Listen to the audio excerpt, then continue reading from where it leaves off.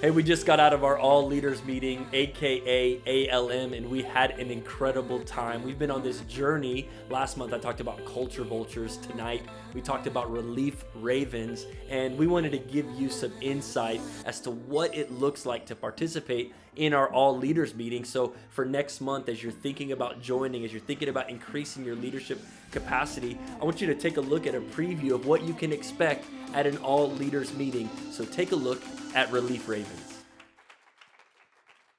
Thank you all for being here tonight. I know that you have busy lives, and Monday night, that means if you went to Habitat for Humanity, that means that this is your third day in a row interacting with the ministry that we do at our church. So thank you for serving.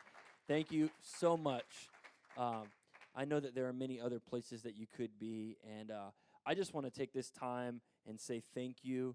There's a lot that goes on that I'm not able to directly appreciate, and so from the people on the video camera every week to the people doing the scheduling on Planning Center that I can't see to the things that I can see. May the altar call yesterday, though I did the praying for the people, may you know that you had a direct impact on seeing all of those lives changed.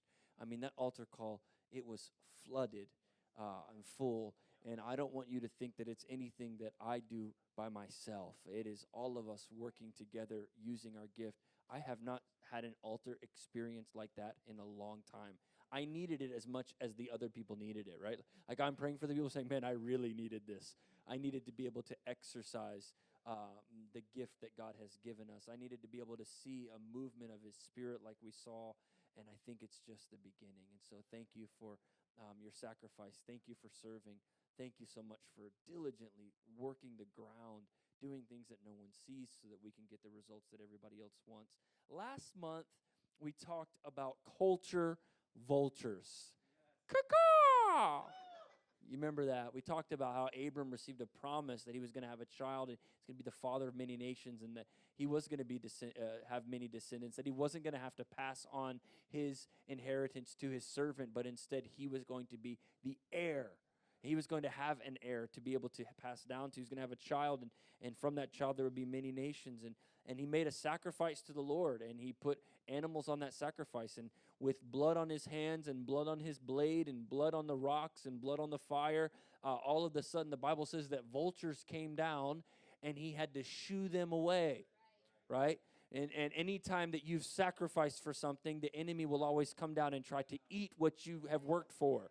There will always be people in your life or things in your life that try to come against the sacrifice that you've made. And if you weren't here when I was making the sacrifice, then you can't have any of it to eat.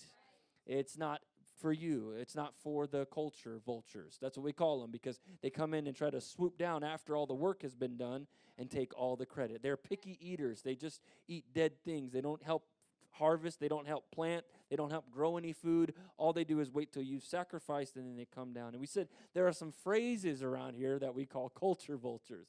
I don't know if you were here or not, but some of those phrases were like, it's good enough. I don't want to hear it's good enough, right? Like we are the Church of Jesus Christ. We should be the best operating. People should be asking us, how are you operating this organization? People should be looking to us saying, how in the world are you running this business like that, this church like that? How in the world are you building? I want to build leaders like that in my company. How are you doing that in the church, right? So it's good enough. It's good enough as a culture vulture. That's not my personality is another one, right? The people that worship like this, that's not my personality, right? Culture vulture. Caw-caw, caw-caw. We've worked hard to create an environment where you can express yourself freely in worship, where you can give God all the glory, all the honor, and all the praise. And so for you to say that's not my personality is against what we would establish as our culture. I'm not saying that there aren't moments in quiet or in silence or in reverence, but I'm saying that in this church, if it's not your personality, maybe this isn't your church. So the third one is this, is we will get it right next time. Talked about how we don't practice on people. The first service is not a practice service, all right? The first service should be the best service, right? The second service should get the leftovers from the first service, right? But sometimes, I'm just kidding, that's just a joke. But sometimes I feel like we're still waking up sometimes for the first service, or we're still like waking up sometimes in that first 15 minutes of our life group, or our first 30 minutes of our life group, and it only gets good till the end. But we don't practice on people, and we don't say we'll get it right next time. We get it right the first time. And a couple ones that I heard two this month that I wanted to share with you, and then we're going to get into teaching. But I thought these were funny. I heard I heard a story of a lady. I'll say this. And she was at another church far, far away. She was complaining about how cold it was, and it was warm outside. And so she said, Pastor, it's really cold. Somebody told me that. She said, Pastor, it's really cold, right? The pastor of the other church, well, not this one, but the other one that I was talking about. She said, Pastor, it's really cold in here. And the pastor said, well, it's warm outside. We could use a couple of greeters. You can go greet. And here's what she said. Here's the phrase that she said. She said, it's not my Sunday. Culture vulture, right?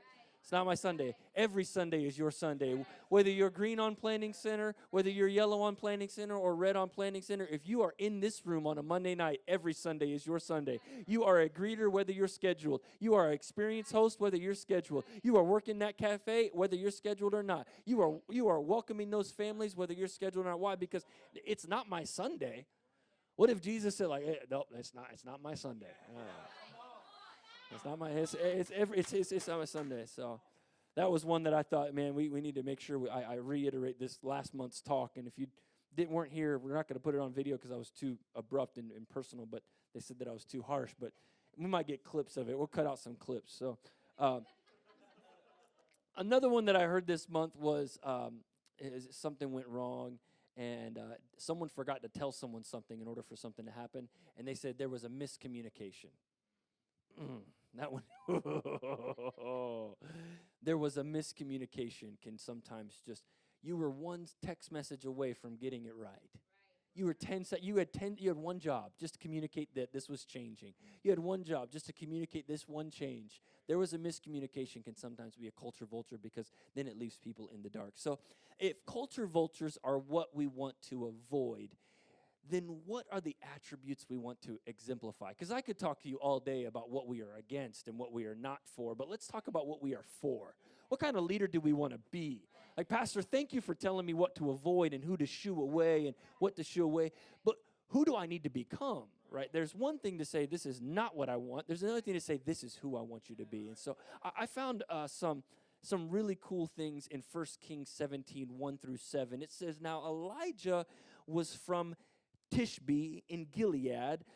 He told King Ahab, as surely as the Lord, the God of Israel lives, the God I serve, there will be no dew or rain in the next few years until I give the word. Talk about authority, prophetic anointing, to be able to say no rain, no dew for the next few. He didn't even give them a number. He said few. Right? That's like what you tell your kids, when are we leaving? In a few minutes, right? It's like, no guarantee when that will be, but it's going to be a few years. Just in case my prophetic voice was off a little bit, you know what I'm saying? If I'm too precise and I'm wrong, then I'm not the man of God I was called to be. Just kidding. Then the Lord said to Elijah, go to the east and hide in Kerith Brook, near where it enters the Jordan River. Drink from the brook and eat what the ravens bring you. For I have commanded them to bring you food. So Elijah did as the Lord told him and camped near Kerith Brook, east of the Jordan. The ravens brought him bread and meat. Hey, Chick-fil-A was open for him. Each morning and evening, and he drank from the brook. But after a while, the brook dried up, for there was no rainfall anywhere in the land. I'd like to talk to you about what it takes to be a relief raven. Someone that when you come into a situation, people leave better than when they first came in. The man of God is going through a drought. The brook is drying up. He has no food. God has told him to hide in the valley, and God says, I have ordered ravens to feed you. I've ordered ravens to feed you. I believe that we are called to be relief ravens. We're called to shoo away culture vultures, and we're called to become relief ravens. So where does this ministry happen? Where does the relief ministry happen for the people of God? It happens in the valley. In the valley. Do you know where you're best at? Do you know when your best ministry will happen at? When someone's in their dark place. When someone's hiding out in the valley. It's easy to celebrate with someone on the mountaintop. It's way harder to go through with someone that's going through a depression. It's way harder to be in the meeting where the spouses are sleeping in separate bedrooms. But we are not called to just be ravens from the mountaintop. We are called to be ravens in the valley. If you're not ministering to someone that's going through a hard time, I'm not sure if you're ministering to anyone at all. Because the raven brought food to the man of God when he was hiding out, and there was a drought and there was a famine. So he needed food and he needed water, and relief came from the ravens. Here's the first thing I'd love for you to write down if you're taking notes is the valley is not my address. It is just my assignment. The valley is not my address. It is just my assignment. When you get into ministry, it is very easy when you begin to get into leadership to come down to help serve the people. And if you're not careful, you will be so overwhelmed by the need in the valley that you will set up a permanent address of depression, a permanent address of turmoil. The pain of the ministry sometimes will be so heavy that it will keep you in the valley. But I came to declare to you today that these ravens did not stay down there. They just came there twice a day. They said, I am going to be a relief raven, and I will come down to help you, but I'm not going to get a mortgage in the valley. The interest rate is too high in the valley. The Bible says in Psalm 23 that though I walk through the valley, not that I stayed in, not that I camped in, though I walk through. The key of the valley is that it's nowhere that you're supposed to live. It's only something you're supposed to go through. And if you're going to be a leader in this church, if you're going to be a relief raven, here's what you have to understand, is that you will at times come way down to someone who is hurting, broken, confused, doubting their faith, doubting their life. They're not showing up when they said they were going to show up. They're not doing what they said that they were going to do. There's some lifestyle issues. There's some inconsistencies in their walk with the Lord. There's some questions that need answering. But if you aren't careful, you'll put a permanent address on something that is just an assignment. You got to find your time with the Lord at the mountaintop. You got to find your prayer life in the mountaintop. You got to be able to tell them where your limitations are. I can't set up a house with you here. I'm here to help you shift your perspective out of the valley of an address and into the valley of assignment. Because when it's an assignment, then I have a purpose. When it's an assignment, then I'm not there for long. Then when it's assignment, I'm given a mission. So yes, I will walk through with you, but I'm not going to stay here forever, and neither are you. You're coming back up with me. A lot of times in the valley, all you can see is the ground. You can't see anything else around you, but the Bible says to lift up your eyes. Where does my help come from? My help comes from the Lord, the maker of heaven and earth. You are called as a leader to be a relief raven. So when you walk into a room, whoever is in the valley, they need to know that you're there to help them and bring them food and to make sure that you can supply some of the needs that they have, but make sure they understand that that is their assignment and not their address. Depression is just temporary. It's not your address. No mortgage on this. We're not signing a long-term lease for this. This is an hourly rate, a daily rate, right? This is one of those short-term stays. This isn't a long-term stay. This is a camping spot, right? They got a daily rate on the camping spot. It's way cheaper than mortgaging. Be careful that the people that you are called to reach don't keep you in the valley too long. The valley is something I walk through, but never something I stay in. A relief raven will learn to validate the valley. So I understand the valley is real. Like your depression is real. I'm not ignoring your problems. I think that they're real. But at the same time that I validate your valley, I'm also lifting your head to the mountaintop. So I validate, hey, it's a hard time right now. We're going to get through this. I believe that there's hope on the other side. A great leader understands how to swoop down, provide relief, and then bring them back up. I don't want a church that lives in the valley. I don't want to live a life in the valley. I don't want every time someone is to talk with me for me to give them my valley story. Not that the valley isn't real. It's just not where I live.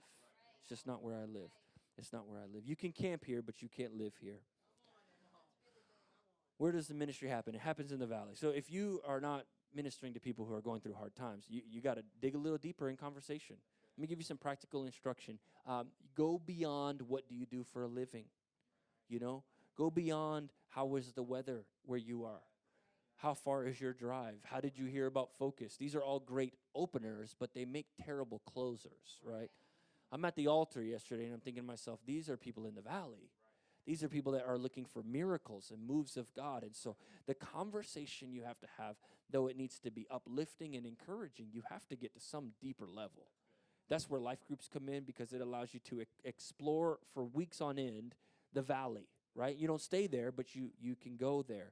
And a great leader knows how to get people so comfortable, and they're so consistent that there's confession, and that there's honesty and authenticity and all of those things. And so the ministry happens in the valley. If you don't like the valley, you're not ready for ministry. If you don't want to go to the valley, if you're annoyed by going to the valley, and well, here's how I put it. Vultures come to eat, but ravens come to feed. So a great leader will bring something with them. A bad leader will take something from them, right? So ministry happens is when you come with handfuls of food to the valley that somebody's going through, right? Now, that doesn't mean that there's not time where you personally go through a valley, where you need to be fed. But there are seasons where the church needs you, and then there are seasons where you need the church, right? And to learn to distinguish between those two seasons, RJ and I have talked about this a lot. For many years, we've said that person right now, they need the church. And then we'll look at someone else who is gifted and kind of has a lot more free time, not going really through anything serious. We're like, the church needs them. So you have to learn to distinguish. That's why this room is constantly rotating with different people, because there are some months where you need the church, and then there are other months where the church needs you. And this is a meeting for those that the church needs. But I'm here to tell you right now, I'm not going to bypass pastoral care. I'm bringing you food from the mountaintop, and I will bring you relief into the valley. And if it's not me, then our staff will. So if that is where does ministry happen? It happens in the valley. Who is ministry for? Who is ministry for? It's for those in hiding. They won't tell you their struggle on day one. They're not going to be open and honest with you in the first 5 minutes. The prophet was hiding. God told him to go hide out in the valley. And so if you think that people's problems will come to you, you have to go to their problems. You got to be a really good leader that understands, okay, I'm going to the valley and I got to go looking. And looking is messy. Looking is, you got to see the countenance of people's face, and you have to say, man, are you okay? You got to look at the inconsistencies in their serving schedule and say, are you all right? I haven't seen you in a couple weeks. Are you okay? A great leader has the sensitivity to know who's hiding and who's faking it. And if we're all honest, we're all hiding something, right? If we're really all honest, we're all like two confessions away from the full us. Like, if we're all honest, we all need relief, and we all need to do some relieving. And I think it's important that we understand that real ministry happens when you come to bring food and then you go searching. I just picture this raven just flying through the valley looking for the prophet. I got food for you. Where are you at? How are you really doing? No, don't give me that Christian answer. I want you to tell, how are you really doing? How are you really, what are you struggling with? Are there things in your life that you haven't told anybody yet? A good leader knows how to get to the bottom of things, to the bottom of the valley. A good leader knows how to get to the root. Maybe we should call them root ravens. I get to the root of things. I get to the bottom of things. It's important. It's important that we understand that I am called to help those that are hiding out. My mission is to bring you enough food that you'll come out of hiding. If I don't got food, there's nothing for you to confess. But when I bring relief to you, you're like, yes, thank you so much. We've been here for 3 days. Finally, I got somebody I can tell my junk to. Finally, I got somebody I can confess my sins to. Finally, I found a prophet that can help me. Finally, I got a raven that could bring me some food. Finally, I found a friend. I got people in this church, they're just looking for a friend. I met some new people a couple weeks here. They just say, we just need some friends. I just want someone to play phase 10 with. But then go deeper. Not just what phase are you in, What phase of life are you going through? You know what I'm saying? Phase 10 becomes real serious when you become a great leader. Leaders are not called to eat, they're called to feed. It's amazing what will happen when we start looking for a church for more than what we can get from it, but what can I add to it? Now, you're in this room because you're going to add to the church. I'm just talking about the other people that are going to watch us later that didn't show up today. I hear it a lot. And this is a genuine concern, and this is sometimes a real thing because I go through seasons where my word is not as strong as it sometimes is, so I recognize that. But people say, I'm not being fed, right? Say, I'm not being fed. And I want to ask them, are you doing any feeding? Because sometimes doing the feeding actually will satisfy the hunger of you wanting to be fed. That's what a relief raven does. And it's in the dark places. It's in the dark places. You're going to be so surprised sometimes about what people are struggling with. It will shock you. It will shock you the thickness of the mask that many people carry into this place. Like the abundance of first week, second week, third week, fourth week mask. And then like finally we got to the root cause. It's a father wound. You don't have a father. It's an abuse issue. It's emotional. It's not binge eating. It's a father wound. And then you get to a root. And it's surprising. If I told you some of the stories that I've heard in my office, I don't know if you could handle it. Because the valley is dark. The valley is, it's the people that you would least expect. And you say, them? Bankruptcy? Them? Sleeping in separate bedrooms? Their kid? They raised him right. It's a dark place, the valley, and you got to be willing to bring relief to the valley. So if we know where does ministry happen, it happens in the valley.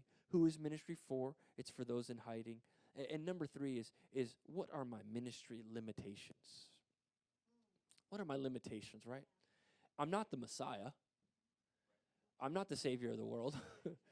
I am not Jesus, right? Like, as much as I want to help you, I'm not the guy for everyone.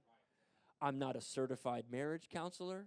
I am a certified life coach, but that was a 10-week online course. I don't know how much you could really, I don't know how much credibility I'm going to have in the life coach game. Maybe. But, I did the work. I read the book. I'm just saying, like, everybody's a life coach, right? Like, I don't. So what are my limitations? I got to recognize the fact that there are some valleys that I'm only called to bring food to. I'm sometimes called to be the raven, but I can't be the rain. So I can pray for you. I can be there with you. I could sit there with you right next to you. I'll go to the doctor with you, but I might not be the doctor. Does this make sense? Understand that you aren't the miracle that they might need. Like, you're not the rain. You're just the raven. And when I recognize my ministry limitations, I no longer feel the pressure to be like fully exhausted at the end of the day. Oh, I just can't get their marriage right. I just can't get their mind right. I just can't get them to be healed. Why aren't they being healed? I've been flying down here all day long trying to make. You bring the food and God will bring the rain. The raven wasn't worried about the drought. The raven wasn't worried that the brook was drying up. The raven was only concerned with one thing, and that was being obedient to what God had told them to do. You got limitations on you, I promise you right now. You might have the gift of healing, you might have the gift of miracles, the gift of prophecy, but you don't got all the answers. I'm telling you right now, there will be situations that you can't solve, and you only just got to be present. I got some food. Flying back out. More food. Still no rain? Still no rain. I'm right here for you. Still no rain. I can't be the rain, but I can be the raven. So I could sleep at night knowing that I did the job of the raven. Not, oh God, my church is falling apart. Everybody's leaving. Nobody's being fed. Everybody's mad at me for what I said. I was the raven. I'm not the rain. And when you are the raven and you do your job, which is to be faithful to God and obedient to God and to do exactly what he says, then the rain will take care of itself. Ravens understand that they can't bring the rain, but they can bring some relief. Doing something as a leader is always better than doing nothing. Like sometimes I'll avoid a hard conversation because I feel like I don't have the answer for it. It's like, oof, man, that's a really nice guy, and he's being really mean to his wife. I need to have a conversation with him. And I feel like I don't have all the answers, but I can at least do something. Doing something is better than doing nothing. Because a little bit of pastoral care goes a long way than no pastoral care at all. And so you're called to bring relief. Relief. Don't stop because you can't be the rain. We can't bring the rain, but we can be the ravens. We need to be people of joy, people of peace, people that bring relief, people that bring recovery. And I'm here to declare to you today that a lot of people in our church need you. And I don't want you to feel the need to be the rain, but let your smile be the raven. Let your text message be the raven. Let your quick check-in. Hey, I didn't see you on Sunday. Did you go to first or did you go to second? These aren't things that are complicated, but what you'll find is that little check-in will be access to the valley. And they'll say, no, actually, we had a really bad argument on the way to church, so we just turned around. And if no one would have checked on them, they might not have ever come back. I can't do all that. But together we can be the ravens. And we could shoo away the culture vultures, and we could bring the manna from heaven, the meat and the bread, the meat and the what was it? Meat and bread, right? A Chick-fil-A chicken sandwich every single time. Just swoop down. Don't live in the valley. If you're living in the valley right now, that is not your address. That is your assignment. And maybe he is taking you through it so that you can help the people behind you. All right? I love you so much. This has been a great joy. I love you so much. I can't wait to see you next month. I love talking leadership. Pastor Ed?